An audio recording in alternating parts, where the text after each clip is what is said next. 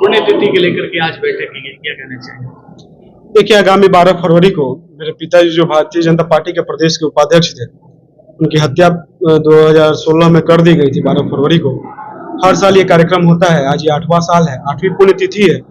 उस कार्यक्रम को लेकर ये कार्यक्रम तैयारी बैठक रखी गई थी। ये पूर्ण रूप से तैयारी की बैठक थी, कोई सभा हुआ नहीं था। इसमें सभी लोगों को बुलाया गया था सलाह लेने के लिए। इस कार्यक्रम को किस रूप में करना है, स्थल निश्चित है, शाहपुर हाई स्कूल मैदान में होगा, सबके सहयोग से होगा। उस दिन पार्टी और एनडीए गठबंधन के नेता शामिल होंगे, क्षेत्र की जनता शामिल होगी, और किसी के लिए भी जो भी विश्वेश्वर ओझा के प्रति जिनके मन में श्रद्धा है, भावना है, वो सभी लोगों का स्वागत है। ऐसा कोई नहीं है कि किसी व्यक्ति के लिए वो फील्ड का दरवाजा बंद रहेगा, सबके लिए ओपन है। जो भी उनकी विचारधारा से अपने आप को जोड़ता है या उसका सम्मान करता है, वो सभी लोगों का उस दिन स्वागत है। बिहार में अभी राजनीतिक सरगर्मी तेज है, बैठक भी होने वाली है चुनाव को लेकर के, मांझी को ऑफर भी मिल रहे हैं और नहीं, देखिए, इस चीज को देखने के लिए हमारा प्रदेश नेतृत्व और केंद्रीय नेतृत्व बहुत सक्षम है। बहुत सोच समझकर ये पुनः एनडीए गठबंधन की सरकार बनी है। ये पूर्ण रूप से किसी व्यक्तिगत राजनीतिक लाभ को त्याग करते हुए क्षेत्र की जनता, बिहार की जनता को जंगल राज से मुक्ति दिलाने के लिए ये सरकार बनी है। और क्षेत्र की जनता के हित में जो डिसीजन लिया जाता है वो हमेशा सर्वोपरि होता है। हम सभी को सम्मान करना चाहिए, मानना चाहिए।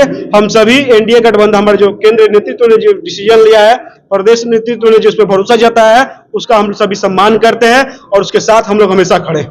मांझी जो है मंत्रिमंडल एक और मांग कर रहे हैं, क्या पार्टी दे पाएगी? देखिए, ये इसका जवाब हम नहीं दे पाएंगे। ये गठबंधन के नेताओं को मिलकर निर्णय लेना है। केंद्रीय नेतृत्व का और प्रदेश नेतृत्व का, एनडीए गठबंधन के सहयोगियों के बीच में ये वार्तालाप होगी और जो भी उचित होगा, पार्टी के लिए उचित हो, सरकार के लिए उचित हो, क्षेत्र की जनता के लिए उचित हो, वैसा ही निर्णय लिया जाएगा। मंत्रिमंडल का विस्तार नहीं होता है। हाँ, ये शॉर्ट नोटिस पर, चूंकि वो जो सत्र है वो बहुत दिन तक टाला नहीं जा सकता था। आपको पता होगा कि 4-5 तारीख से वो सत्र स्टार्ट होने वाला था, चूंकि सरकार बदल गई बीच में, इसको 1 सप्ताह डिले किया गया है। 12 से शुरू होने वाला है। मंत्रिमंडल का आवंटन हो गया है कि किस पार्टी के पास या किस मंत्री के पास कौन कौन सा विभाग रहेगा। जल्दी पार्टी अपने स्तर पर अपने अपने नेताओं के बीच में मंत्रिमंडल का विस्तार कर लेगी, ऐसा हम आशा करते हैं। और पुनः कहेंगे, ये पूर्ण रूप से निर्णय प्रदेश और केंद्रीय नेतृत्व को लेना है। क्या लगता है 2025 में आपको टिकट मिलेगा? ये तो कोई सवाल अभी उचित बनेगा नहीं। प्रतिमा की मांग की जा रही है, विश्वेश्वर ओझा की जो है शाहपुर विधानसभा में एक स्थल चयनित करके प्रतिमा की मांग। जी, हम लोग जल्द ही अपने वीर विश्वेश्वर ओझा मेमोरियल ट्रस्ट के बैनर तले, यहाँ जो अंचलाधिकारी है शाहपुर और बिहिया के, इनके पास आवेदन जाएगा कि कोई सरकारी जमीन है वो तो चिन्हित करके उपलब्ध कराएं। उसके बाद से डीएम के पास भी आवेदन हम लोग देने वाले हैं कि वो स्वीकृति प्रदान करे। हमें इसमें कोई राशि और फंड की आवश्यकता नहीं है, उसमें हम लोग सक्षम है। बस हमें एक जगह मिल जाए, स्थान चयनित करके दे दिया जाए। जल्दी हम लोग विश्वेश्वर ओझा जी की वहां पर आदमकद प्रतिमा हम लोग स्थापित करेंगे। आज बैठक बुलाई गई थी, इसका मुख्य उद्देश्य 12 फरवरी को जो पुण्यतिथि का आयोजन होने वाला है पिताजी का, उसकी तैयारी को लेकर बैठक आयोजित की गई थी।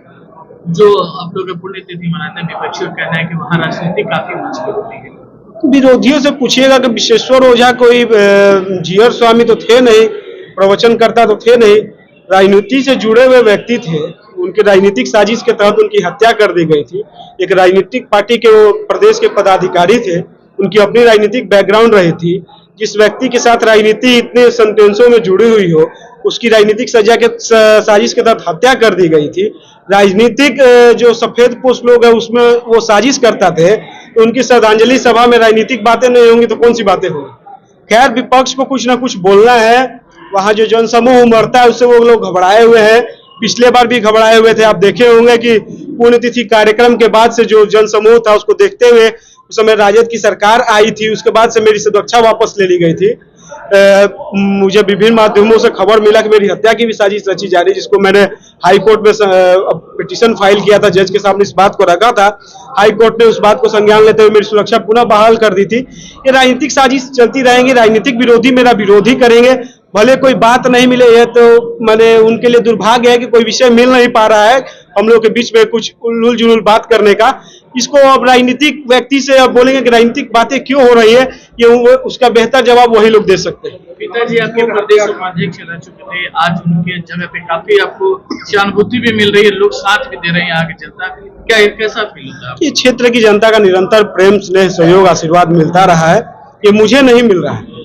मेरी माताजी थी चाहे पिताजी जब तक चुनाव लड़ते थे, माताजी चुनाव लड़ती थी, शुरू से मिलता रहा। चाहे परिवार के जो भी सदस्य मेरे पिताजी के नेतृत्व में लड़ते रहे हैं, जब तक लड़ते रहे हैं मेरे पिताजी के नेतृत्व में, उनको भी आशीर्वाद मान सम्मान मिलता रहा है। लेकिन जब क्षेत्र की जनता मुझे खोजेगी, उनकी सेवा के लिए, उनके सहयोग के लिए मैं हमेशा उपस्थित रहूंगा। जो पुण्यतिथि मनाई जाएगी, क्या केंद्र से भी इसमें शिरकत? हाँ, इसमें भाजपा और सहयोगी दल, जो इंडिया गठबंधन के जो भी सहयोगी लोग हैं, वो सभी लोग उस दिन उपस्थित रहेंगे। केंद्रीय नेतृत्व से भी लोग यहाँ पर शामिल होंगे, पदाधिकारी भी शामिल रहेंगे पार्टी के। आने वाले समय मैं डिटेल लिस्ट इसका प्रेस विज्ञप्ति के माध्यम से जाहिर कर दूंगा कि कौन कौन से लोग आ रहे हैं। कमल किशोर हत्याकांड का अभियुक्त है, दोषी करार पाए गए हैं।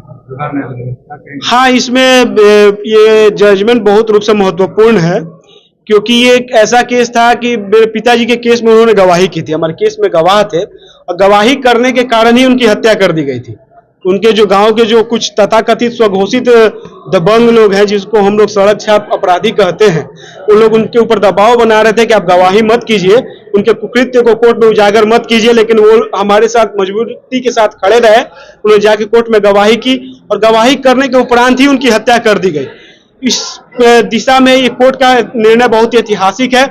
भविष्य में कोई भी कितना भी शातिर अपराधी हो या थर्ड ग्रेड अपराधी हो, सड़क छाप अपराधी हो, अब कम से कम किसी गवाह के ऊपर गोली बरसाने की हिम्मत नहीं करेगा।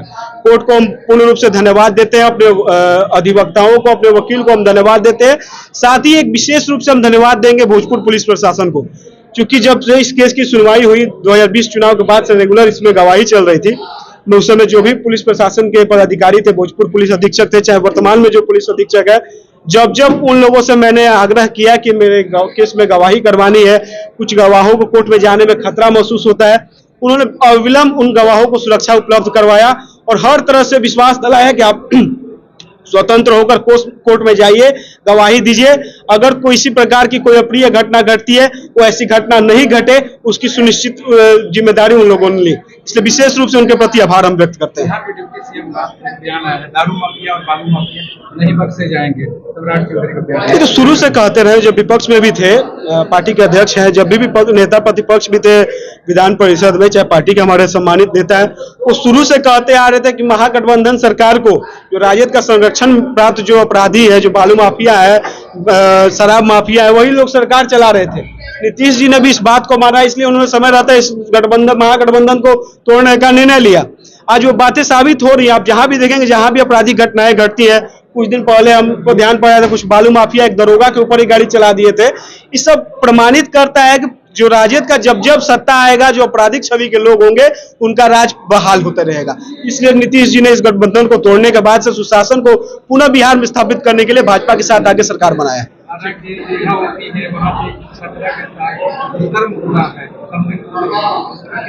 ये कब की घटना बता रहे हैं आप?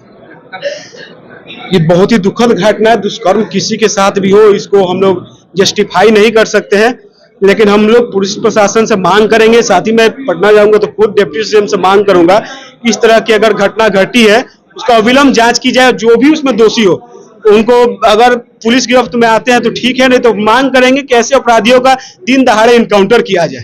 छात्रा का आरोप ये है कि प्रशासन दबिश बना रही है। प्रशासन दबिश नहीं बनाती है, नीतीश जी की सरकार है। कुछ पदाधिकारी भ्रष्ट रह गए होंगे, ऐसे प्रकार के कुकृत्य कर रहे होंगे। अगर भारतीय जनता पार्टी के संज्ञान में यह मामला है, नीतीश जी के संज्ञान में यह मामला है, तो किसी माई के लाल में औकात नहीं है कि किसी भी व्यक्ति पे ऊपर दबाव बना सके।